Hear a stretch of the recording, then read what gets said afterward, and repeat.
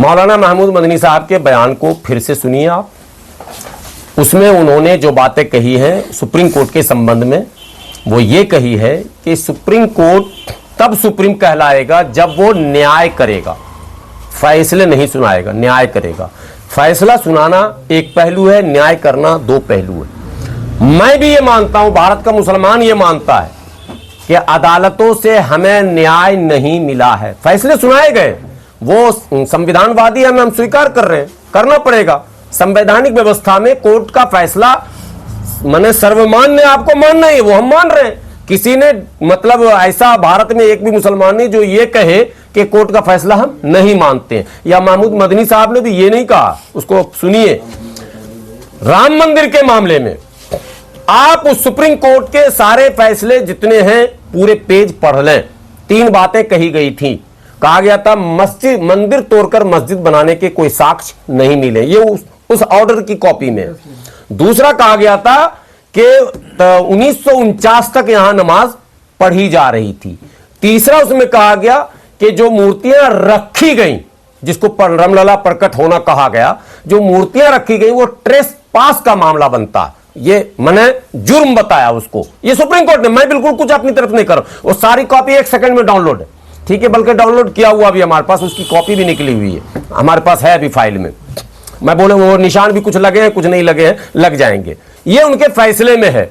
अब आप बताइए कि मंदिर तोड़कर मस्जिद बनाई भी नहीं गई, उसमें नमाज भी होती थी, जिसने मूर्ति रखी वो ट्रेसपास का काम किया, जिसने उस मस्जिद को शहीद किया वो अपराध था, ये सुप्रीम कोर्ट कह रहा। तो जब सब कुछ मेरे फेवर में था तो फैसला आपने मेरे खिलाफ क्यों दे दिया? एक सवाल, हमने तो फैसला मान लिया, लेकिन क्या हम ये नहीं कह सकते कि आपने फैसला मेरे ऊपर थोपा, न्याय नहीं किया? ये तो कहने का अधिकार है। ये भी लोकतंत्र में एग्री और डिसएग्री, इसका हमको राइट है, मानना पड़ेगा, ये संवैधानिक व्यवस्था है। लेकिन डिसएग्री हम कर सकते हैं, ये हमको राइट मिला हुआ। सर आप ऐसा मत सोचिए मैम कि हम डिसएग्री भी नहीं कर सकते। डिसएग्री तो हमने डिसएग्री किया और हमने कहा है सुप्रीम कोर्ट से। अब आप आ जाइए बुलडोजर पर। उन्होंने ये सवाल उठाया कि सुप्रीम कोर्ट जो है सरकार के दबाव में। यस यस यस यस आइए। सुप्रीम कोर्ट को आप मानते कि वो सरकार के दबाव में? आइए ना, सब मैं जवाब दे रहा हूं ना। मां भी उच्चतम न्यायालय के माननीय मुख्य न्यायाधीश जो पूर्व हो गए गवई साहब, जाते जाते उन्होंने कहा कि मैंने एक ऐतिहासिक फैसला बुलडोजर पर सुनाया। उनका बयान है, सभी पत्रकार बंधु जानते। क्या फैसला सुनाया उन्होंने? जरा हमको बताइए क्या फैसला सुनाया। बुलडोजर तो चल रहे। अभी 2 घटना बताता हूं। अयोध्या में एक मोहम्मदन जो है वो पकड़ा गया बलात्कार के केस में। उसके बेटा, उसकी बेटी, उसका दामाद, उसका साला, उसका फूफू, चाची, ममानी, नानी, सबके घर पे बुलडोजर चल गया। बोलिए अगर गलत बोल रहा हूं, चलिए अयोध्या। रोज टीवी वाला दिखा रहा था। आज जो है अब्दुल के घर पे बाबा का बुलडोजर। बाबा का बुलडोजर संविधान का बुलडोजर होगा। ये बाबा का बुलडोजर कब से होने लग गया भाई? राज संविधान का है और बुलडोजर बाबा का है। मतलब है कि कोर्ट कहीं ना कहीं दबाव में आ रहा। कहने में क्या परेशानी है भाई? सच बोलने में इतना डरेंगे आप? देश में सच बोलने की भी आजादी छीनी जाएगी क्या? यह गलत परंपरा है कि आप, मैं जुर्म कर रहा हूं ना, गुलाम सरवर मुजरिम है ना, तो संविधान हमें मुजरिम मानेगा, हमें सजा मिलेगी। मेरे बच्चे, मेरे भाई, मेरे मामा, मेरे क्या चल रहा? तौकीर रजा के साथ क्या हो रहा? उसके रिलेशन में दूर का भी कोई है ना, ससुराल का, उसके भी घर पे बुलडोजर चला दिया गया। तौकीर रजा ने कितनी गोली फोड़े, तौकीर रजा ने कितने बम फोड़े, बताइए जरा। अरे जुलूस ही तो निकाला था। क्या जुलूस निकालने का अधिकार भी छीन रहे हैं आप? अगर आइलम मोहम्मद पर जुलूस ही निकाल दिया तो संवैधानिक दृष्टिकोण से कितना बड़ा जुर्म कर दिया था उन्होंने। आपने उसे क्या नहीं किया? आपने तो उनके घर पे बम भी दिखा दिया, आपने तो कारतूस की फैक्ट्री भी दिखा दी, आपने तो सारा इलीगल घोषित कर दिया। मेरा सवाल तब भी था, आज भी है, कल भी रहेगा। और महमूद मदनी साहब से मैं फिर कह रहा हूं, आप बैक टू पवेलियन मत हो जाना। आपने कहा है कि मैं पीठ पे गोली नहीं खाऊंगा, यह भी उनका बयान है। गुलाम सरवर भी आपसे कहता है कि पीठ पे गोली कोई भारत का मुसलमान भी खाने को तैयार नहीं है।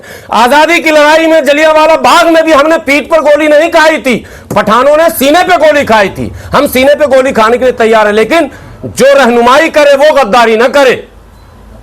रहनुमा अगर गद्दार होगा तो कौम का बेड़ा गर्क हो जाएगा, यह हमारा कहना। और हम महमूद मदनी साहब के उस बयान से 100% सहमत हैं, एग्री हैं, हम उनका समर्थन कर रहे हैं।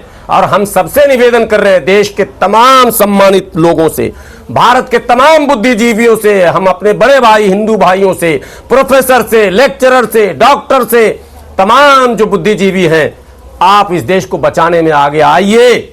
ये लोग देश को गलत दिशा पर लेकर जा रहे हैं। मदनी जी में सब क्यों हो रहा है? आपको बार बार कह रहे हैं कि पीछे मत हटना। देखिए, हाँ। भारत का एक इतिहास रहा है, उस इतिहास में कई बार ऐसा हुआ कि जो लीड करने वाले थे वो मिसलीड हो गए।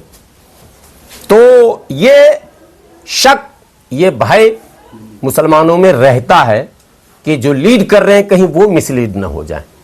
हम तो तैयार हैं उनके पीछे चलने को, लेकिन अगर वो मिसलीड हो गए तो फिर हमारा क्या होगा, ये एक सवाल है। इसलिए मैं बार बार इसको रिपीट कर रहा हूं, वरना हमें रिपीट करने की कोई जरूरत नहीं। तो हजरत आर पार की लड़ाई पे आ गए हैं क्या? नहीं, कौन सा आर पार, किससे आर पार लड़ाई? कह रहे जिहाद करेंगे भाई। अरे भाई, इसमें जिहाद का तो मैंने बता ही दिया आपको, संघर्ष करेंगे, सब लोग कर रहे हैं, कौन नहीं कर रहा है? काशी राम ने जिहाद किया, सत्ता प्राप्त किया। चंद्रशेखर रावण ने जिहाद किया, एमपी बन गए। जिहाद है वो, संघर्ष।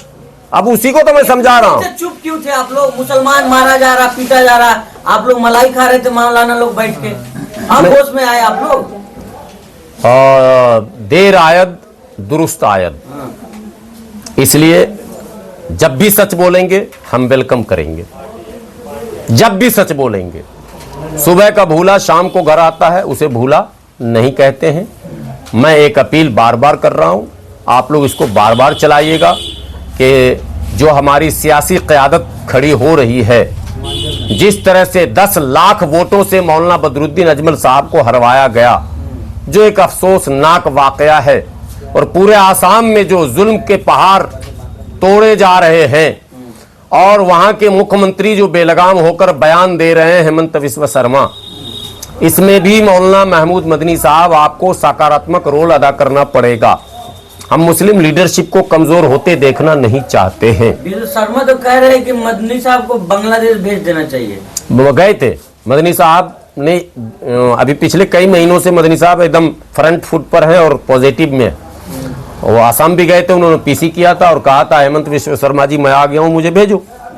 मैं हर सियासी कायदीन, मजहबी कायदीन से यही उम्मीद करता हूं कि वो इसी तरह से अड़कर जाएंगे और अपने लोगों की हौसला अफजाई करेंगे। संगीत सोम साहब तो कह रहे हैं कि अब उनको पाकिस्तान पहुंचाया जाएगा, और इस तरह के बयान दिए तो सड़कों पे दौड़ा हम तो पाकिस्तान को ही यहाँ खींच के लाना चाह रहे हैं। ये मुसीबत ही खत्म हो जाए कि आप मुसलमान को बार बार कहते हैं पाकिस्तान भेज जाओ, हम पाकिस्तान ही उठा के भारत में लाना चाहते हैं। जनसंख्या ज्यादा हो जाए आपकी, जनसंख्या चीन से बड़ा हो जाएंगे हम। पहले पाकिस्तान को खींच के लाएंगे, फिर बांग्लादेश को खींच के लाएंगे, अखंड भारत बनाएंगे। गजवा हिंद बनाना चाहते नहीं, हम अखंड भारत। दौड़ा के मारेंगे हजरत। कि सनातनी सड़कों पे दौड़ा दौड़ा के मारेंगे, ऐसे बयान देंगे। किसको? आप लोग कौन सनातनी? सनातनी कब से आ गई? तो दौड़ा दौड़ा के मारे जाएंगे। पहले थे वैदिक, फिर हुए आर्यन, फिर हो गए हिंदू, अब हो गए सनातनी। ये हैं कौन, अभी तो हम समझ ही नहीं पा रहे। तो समझाने कह रहे हैं ना। नहीं, यही शब्द जो है दौड़ा दौड़ा कर मारेंगे, ये असंवैधानिक शब्द है। आप जिहाद से सनातन की तुलना कर रहे हैं, आप सनातन की तुलना जिहाद से कर रहे हैं। सनातन धर्म तो हमारा धर्म है, इस्लाम धर्म है। अच्छा। सनातन धर्म तो हमारा है, ये तो मौलाना मदनी साहब पहले ही कह चुके हैं। जिस तरह से नहीं है। नहीं, हम लोग, ये तो नकली है यार। ये पहले थे वैदिक धर्म वाले, बाद में हो गए आर्यन, फिर हो गए हिंदू। अच्छा, आज से 15 साल पहले किसी अखबार में सनातन लिखा दिखा दो, 15 साल पहले का अखबार लाओ, अगर कहीं सनातन लिखा हो मैं हार मान जाऊंगा। ये 10 साल से शुरू हुआ आप सनातनी कैसे? हम तो पहले से हैं। सनातन का अर्थ क्या होता है? शाश्वत, जो शुरू से है अंत तक रहेगा। हम तो शुरू से अंत तक रहेंगे। तो मोहन भागवत जी ने भी कह दिया कि ये जब से आए हैं और रहेंगे ही न जाने वाले हैं। वो कह चुके हैं कि ये नहीं जाने वाले हैं, इस्लाम मिटने वाला नहीं। मौलाना साहब, आपको ही क्यों साबित करना पड़ता है कि हमारे अंदर देशभक्ति? नहीं, कहा हम साबित कर रहे हैं, हम हैं। आपको ही पीछे हम उनको नहीं, हम तो उनको कह रहे हैं बताना पड़ता है ना। जो तथा कथित 25 रुपए के गमछे वाले घूम रहे हैं, वो गमछा भी मुसलमान का ही। सरवर साहब, आप वंदे मातरम बोलने के लिए तैयार हैं? नहीं, कहा वंदे मातरम मतलब? अबे सब समय हॉर्न कहाँ बजता है? जहां भीड़ होती है। अगर खाली रोड पर कोई हॉर्न बजाता जाए तो उसको क्या कहोगे आप? हॉर्न से तुलना करेंगे पागल। लो, कोई चीज का जगह होता है ना, हर चीज का एक जगह होता है, एक निश्चित समय होता है, एक माहौल होता है, एक वातावरण होता है। यही तो पागलपन है। एक कोई भी पत्रकार पूछ लिया, टीवी चैनल में पूछ रहे हैं, अच्छा आप वंदे मातरम बोल रहे हैं, यहाँ क्यों बंद में? यहाँ तो जो मुद्दा उस पर पहले बात करा ना, वंदे मातरम का यहाँ क्या लेना देना? तो मदनी साहब अब जिहाद करवाएंगे या स्कूल, शिक्षा, रोजगार, सड़क की बात करेंगे? नहीं, सारी बातें हो रही हैं। कहाँ हो रही हैं? हो रही है। उनके मुंह से इस बात को दो। सभी काम हो रहा है। एजुकेशन पर भी काम शुरू किया है। हम लोग तो बहुत पहले विरोध करते थे उनका। हम लोग कहते थे कि आपके पास शक्ति है, आपके मानने वाले लोग हैं, आप चाहेंगे तो परिवर्तन आ सकता है, लेकिन शायद इच्छा शक्ति की कमी थी। लेकिन अब काम भी हो रहा है। अस्पतालों के खुलने की बात भी हो रही है, कई जगह उसके बुनियाद भी डाले गए हैं, स्कूल भी खोले गए हैं। 2-3 स्कूल अभी बेहतरीन रन हो रहा है जमीयत की तरफ से, और इन फ्यूचर एक रोड मैप है। मौजूदा सरकार की नज़र भी है। जो अरशद मदनी साहब ने एक बयान दिया था आजम खान साहब को लेकर, हैरानी होगी। अभी हमारी बहन सवाल पूछ रही थी अदालत के बारे में, क्या अदालत में बैठे हमारे माननीय जज महोदय को ये पता नहीं कि आजम खान के साथ क्या हो रहा? राजनीतिक साजिश नहीं है। आजम खान भी आतंकवादी है क्या? डबल पैन कार्ड बनाना नहीं है। अरे भाई, डबल पैन कार्ड बनाने का मैक्सिमम सजा इस देश में कितना हुआ वो निकाल के दीजिए ना। जब अदालत में आप जाओगे, ये देख, अरे ये तो बैनर लग गया, इसके पीछे सारी किताबें लॉ की हैं। अभी मैं दिखा देता, ठीक है, सारी किताबें लॉ की हैं। और सुन तो लो, आप सुन तो लो, जब कोर्ट में हम आर्गुमेंट्स करने खड़े होते हैं जज के सामने, पत्रकार महोदय आप लोग कभी कोर्ट गए होंगे, एक सेकंड सुन लीजिए, कोर्ट गए होंगे तो जब दो पक्ष के वकील खड़े होते हैं, आर्गुमेंट्स होता है ना, तो जो ऑर्डर भविष्य में कोर्ट ने किया है, अदालतों ने, हाई कोर्ट ने, सुप्रीम कोर्ट, उस ऑर्डर की कॉपी दिखाई जाती है। उसको हवाला कहते हैं उर्दू में, यानी रेफरेंस। तो उस रेफरेंस को दिखाया जाता। मैं आपसे चैलेंज करके कहता हूं कि डबल पैन कार्ड अपराध है। मैं बोल रहा हूं कैमरे पर अपराध है, लेकिन उस अपराध में भारत में किसी को अगर 7 साल की सजा हुई हो तो लाओ सामने, मान जाए हम योगी जी को अपना बॉस, अपना उस्ताद मान जाएंगे हम। अरे आज तक नहीं हुई है। मैं रेफरेंस की बात कर रहा हूं। अब अदालत में रेफरेंस चलता है सर, उसकी कॉपी सबमिट की जाती है। ऐसा नहीं कि मैं कुएं का मेढक हूं। मैं सब ये तो अच्छी मिसाल पेश कर रहे हैं ना वो, कि इसके बाद अगर कोई ऐसा करेगा तो उस पर भी इतनी कड़ी किए हुए हैं उन्हीं की पार्टी में। आप ही लोग मुद्दा उठाए। उनके मशहूर नेत्री भी एक डबल पैन कार्ड वाली, मैं नाम ज्यादा नहीं लूंगा।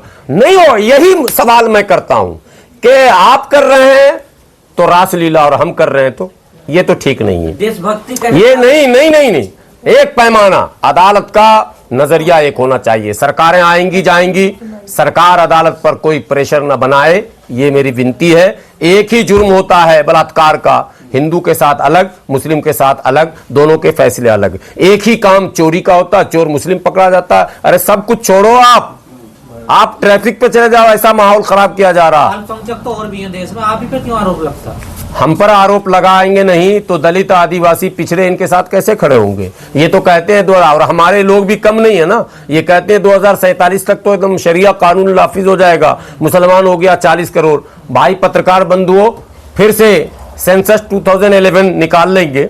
2011 के बाद तो जनगणना हुआ ही नहीं है। हम 14.5 है उसमें, 14.5%, 14.5% मतलब 18 से 20 करोड़ के अंदर, और हमें बताया जा रहा 40 करोड़ 30 करोड़। ये साजिश नहीं है क्या? ये हिंदू भाइयों को डराने के लिए नहीं किया जा रहा क्या? ये दलितों को डराकर, पिछड़ों को डराकर गोलबंद नहीं कर रहे हैं। ये अपने उस सेटअप में उनको अपने पीछे नहीं ला रहे हैं। तो ये सब हो रहा है, सारी चीजें हो रही है। और ये जो हुमायूं कबीर जो बयान दे रहा कि हम 35 हैं, बंगाल का सेंसस उठा के देखिए 35 है क्या मुसलमान? तो कुल नहीं, अरे फिर वही कुल मिला के मनु को मानने वालों के साथ आज अब खड़े हो गए हैं आप। किसके साथ? जो मनु को मानते हैं उनके आज खड़े हो। नहीं ना, देखिए हम मुद्दे पर खड़े होते हैं। मुद्दे पर हाँ, मुद्दे पर आपने हमें हमारे 100 पीसी निकालेंगे। आप मनुस्मृति के साथ हो। नो, हम जालिम के जुल्म के खिलाफ जो भी आवाज उठेगी उस आवाज के साथ रहेंगे, ये हमारा वचन। हजरत हुमायूं कबीर कह रहे कि आज जो मौलाना पंडित या भाजपा के लोग विरोध कर रहे हैं, बाबरी मस्जिद जब शहीद हो रहा था, तो आप लोग क्यों चुप थे? हुमायूं कबीर क्यों चुप थे? हुमायूं कबीर क्यों नहीं आए? मैं तो आवाज उठाया था। हुमायूं कबीर कहाँ थे? कह रहे मर जाएंगे लेकिन मस्जिद बनवा के रहेंगे। नहीं, वो तो मैं तो मौलाना मदनी साहब से गुजारिश करता हूँ कि एक बयान उनको देना चाहिए, बंगाल को पोलराइज न करें। हुमायूं कबीर को बर्खास्त करें, गिरफ्तार करें, ममता बनर्जी खुद उसे जेल में डाले, उसका मानसिक संतुलन बिगड़ गया। नहीं नहीं, मस्जिद वो नहीं बना रहा, वो मस्जिद जर्रार। हमारे यहाँ मस्जिदों में आग भी लगाई गई, उसको इस्लाम। अरे सुन तो लो आप, अरे आप सुन तो लें पत्रकार बंधु, इस्लाम में एक मस्जिद था जिसका नाम है मस्जिद जर्रार, उसको जलाने का हुक्म है, ठीक है। ये मस्जिद जर्रार बना रहा। बाबर से हमारे भारत के मुसलमानों का कोई संबंध नहीं है, वो विदेशी शासक था, आया, किसी ने बुलाया, मारा। फिर सुन तो लो पूरी बात। और बाबर का ही औलाद था हुमायूं को शेर शाह सूरी ने मार के भगाया था। तो सूरी के वंश भारत में रहते हैं, मुगल का वंश कोई भारत में मिलेगा नहीं। सुन लो आप, उसी का बेटा था अकबर, उस अकबर के नवरत्नों का लिस्ट निकालो, हम नहीं है कहीं पर। और उस अकबर के सेनापति का लिस्ट निकालो, हम नहीं है। तो सवाल ये पैदा होता है, जिस पर जितने आरोप आप लगा रहे हो, आप ही तो प्रमोट किए हो सबको, हमने कहां प्रमोट किया, फिर आप ही प्रमोट करा रहे हो। ये आरएसएस के हाथ के एजेंडे हैं, खिलौने हैं हुमायूं कबीर, ये प्रमोट करा रहे हैं। बाबर को ये मारना नहीं चाहते, हम चाहते हैं नाम मिटा दो, खत्म करो कहानी, लेकिन तुम किस काम मिटा ही नहीं रहे हो नाम। ये सब आरएसएस का कारनामा है कि वो बाबर, अकबर, हुमायूं के नाम पर पोलराइज करे, लेकिन उस अकबर का सेनापति और पूरा परिवार, बल्कि अगर अकबर का औलाद ढूंढेंगे तो जोधाबाई का औलाद भी ढूंढना पड़ेगा, अब हमको फिर से पढ़ना पड़ेगा कि उससे कितने औलाद थे। तेल लगा के डाबर का नाम मिटा दो, बाबर का। सॉरी, फालतू का जाहिलों वाला नारा क्यों लगाते हो, मिटाओ ना भाई। हम उन मुसलमानों से गुजारिश करते हैं जो मुगल के नाम पे भड़कते हैं। भाई मुगल से हमारा कोई रिश्ता नहीं है, हमारा रिश्ता ख्वाजा गरीब नवाज से है, हमारा रिश्ता निजामुद्दीन औलिया से है, हमारा रिश्ता कुतुबुद्दीन बख्तियार काकी रहमतुल्लाह अलैह से है, हमारा रिश्ता जो है शरफुद्दीन याया मनेरी से है, हमारा रिश्ता जो है कछौचा से है, हमारा रिश्ता औलिया किराम से है। हम उनके सदक़े में इस्लाम में दाखिल हुए हमारे आबा व अजदाद, इसलिए हम उनके नक्शे कदम पर चलेंगे। कोई आइडियल हमारा मुगल नहीं है। लेकिन आपके खुद के बीच में तो डिफरेंसेस हैं। ऑल इंडिया इमाम ऑर्गेनाइजेशन जो है वो कह रही है कि ये जो इनका बयान है, ये कौन संगठन है? साहब के वो ये कह रहे नहीं, हैं कि कौन है ये? देश को बांटने वाला बयान। अच्छा अच्छा, वही जो अयोध्या कहते हैं हमारे मौलाना। हाँ, बड़े लंबी दाढ़ी। हाँ, आपको लगता है नहीं जाना चाहिए? माशाल्लाह। उनका क्या बयान आया है? हाँ, वो कह रहे हैं देश को बांटने वाला बयान है, गैर जरूरी है, नहीं देना चाहिए। नहीं नहीं, ठीक है, वो तो गैर जरूरी काम वो करते ही हैं वो जरूरी काम वो करते भी नहीं है। उनका अगर शिजरा निकाल दीजिएगा तो बड़ा गड़बड़ हो जाएगा, ठीक है। उनके नाम से एफआईआर दर्ज है ऐसा तिलक मार्ग थाने में, क्या आप हंसेंगी सुन के। हम ये सब बात आपस में टीका टिप्पणी नहीं करते हैं, मगर उमैर इलियासी साहब अप्रासंगिक है मुसलमानों के बीच, कोई मतलब नहीं बनता है। इतने बड़े ओहदे पर है। नहीं नहीं, वो ओहदा उनका स्वघोषित वो इमाम है, ठीक है, कोई आगे पीछे नहीं है, चीफ इमाम खुद ही है, स्वघोषित है, बीच की कुर्सी पर बैठने की उनको आदत है। वो आरएसएस वाला बैठाता और कोई नहीं बैठाता।